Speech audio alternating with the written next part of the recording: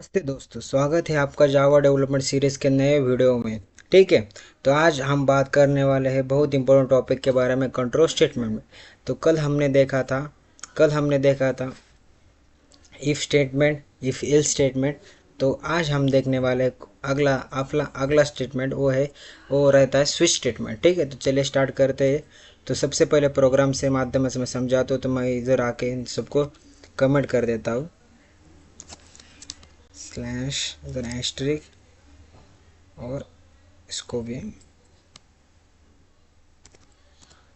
ठीक है, नीचे आ गए प्रोग्राम के बारे में आपको समझा। स्विच स्टेटमेंट तब यूज होता है जब आपको किसी सिंगल वेरिएबल के मल्टीपल वैल्यूज चेक करनी हो। तो एक एग्जांपल से अब मैं देखा आपको समझा, तो हम लेंगे वीक का एग्जांपल से। देखो इंट मैं लेता हूँ डे इक्वल टू 3 ले लिया। अब इसको डिक्लेयर सेमी कॉलम दे के इसको डिक्लेयर कर दिया। अब लेंगे स्विच। अब क्या लेंगे? Switch statement. स्विच के लेने के बाद इधर पैरामीटर पास करेंगे, जो भी हमने डिक्लेयर किया है वो वेरिएबल नेम हमें इधर पास करना होता है, डे। उसके बाद लूँगा मैं सेमी कॉलम। सेमी कॉलम के लेने के बाद हमारा फर्स्ट केस आएगा। क्या आएगा? Case first. और उसमें डालूंगा मैं केस फर्स्ट मेरा क्या होगा, इसके नीचे मैं लिखूँगा सीट साउट डॉट प्रिंट एलन। मुझे प्रिंट होना होगा मंडे। क्या प्रिंट होना होगा? मंडे। ठीक है, इधर आने के बाद मैं इधर लिख दूंगा, उसके नीचे लिख दूंगा ब्रिक। ठीक है, सेम वैसे ही हम इसे 3 बार बना लेंगे। क्या बना लेंगे? 6 बना लेंगे। 6 ने अभी 3 ही बना लेते हैं। ठीक है, इसको मैं नीचे आके, और सॉरी, कंट्रोल+V, कंट्रोल+Z। ठीक है, आ गया कंट्रोल+Z करके, कंट्रोल+C। क्या हो रहा है ये?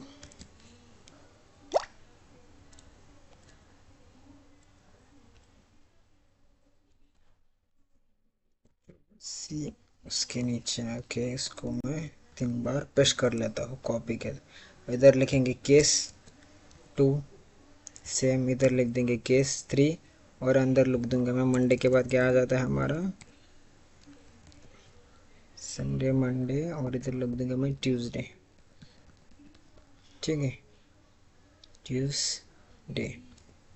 उसके बाद इधर आके लिख दूंगा मैं वेनसडे। सही है। और उसके बाद हमारा स्टेप रहता है, अगर ये भी केस पास नहीं हुआ तो हमारा एक रहता है डिफ़ॉल्ट। क्या रहता है? डिफ़ॉल्ट। और डिफ़ॉल्ट में मैं लिख दूंगा, डिफ़ॉल्ट पर अगर मेरी कंडीशन नहीं सेटिस्फाई हुई तो मैं रख दूंगा सिस्टम डॉट प्रिंटर इनवैलिड। क्या लिख दूंगा? Invalid valid day. ठीक है, देखिए इधर मैंने 3 ही केस लिए, इसलिए मुझे 3 तक ही प्रिंट करना पड़ा। अगर मैंने इधर 4 लिया तो चलेगा क्या? नहीं, तो फिर डिफ़ॉल्ट मेरा क्या इनवैलिड डे प्रिंट होगा। अब मैं देखता हूँ रन करके। अभी मैं इसको रन कर देता हूँ। ठीक है, देखिए हमारा प्रोग्राम बिल्ड हो रहा है, और ये कंपाइल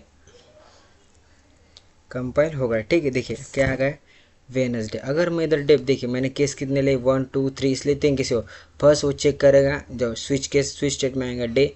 डे में फिर वो चेक करेगा फर्स्ट केस फर्स्ट है क्या? नहीं, तो फिर वो ब्रेक करेगा, फिर वापस में केस 2 चेक करेगा, केस 2 है क्या? नहीं, फिर वापस में आएगा केस 3 चेक करेगा, यस केस 3 है, तो फिर वो करेगा वेनसडे। अब हम इधर स्कैनर क्लास के यूज़ करके करने वाले हैं। तो डे मैंने प्रिंट कर दिया। ठीक है, इधर ऊपर मैंने स्कैनर्स क्लास का एक ऑब्जेक्ट बना लेता हूँ।